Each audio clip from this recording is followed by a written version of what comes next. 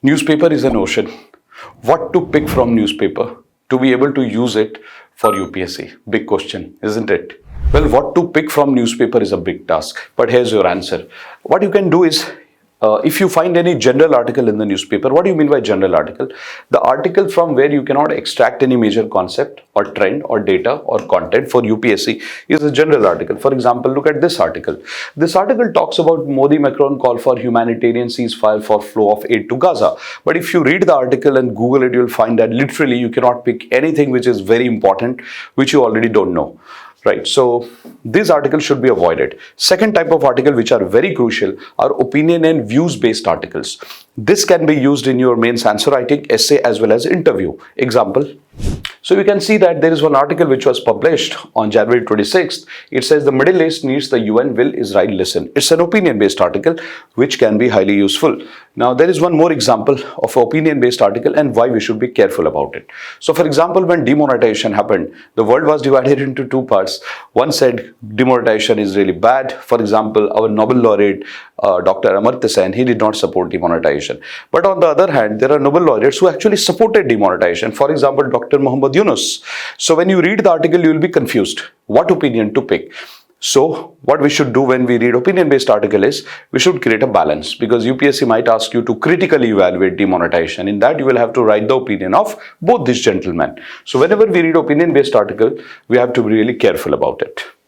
Now third is factual or data. So for example, there is a question which comes to our mind, how much data to grasp, which data to use, which one to ignore. So guys, whenever you look at daily data, weekly data, monthly data, you should read it, but you should not try to cram it up because it's not useful.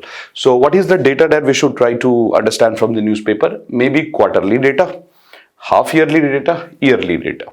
And in fact, I would say that data and trend should be looked together. For example, if the data says this week the inflation has been 6%, not useful.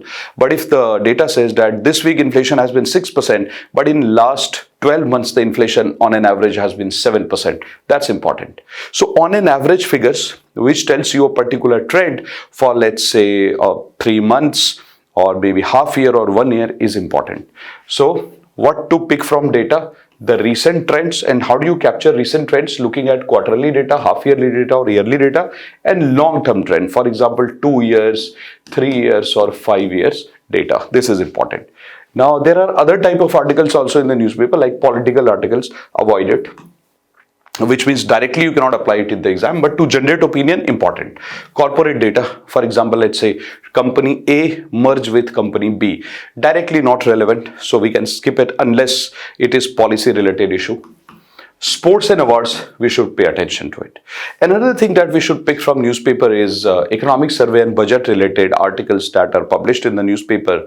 Whenever the budget and survey is released, those articles we should definitely read.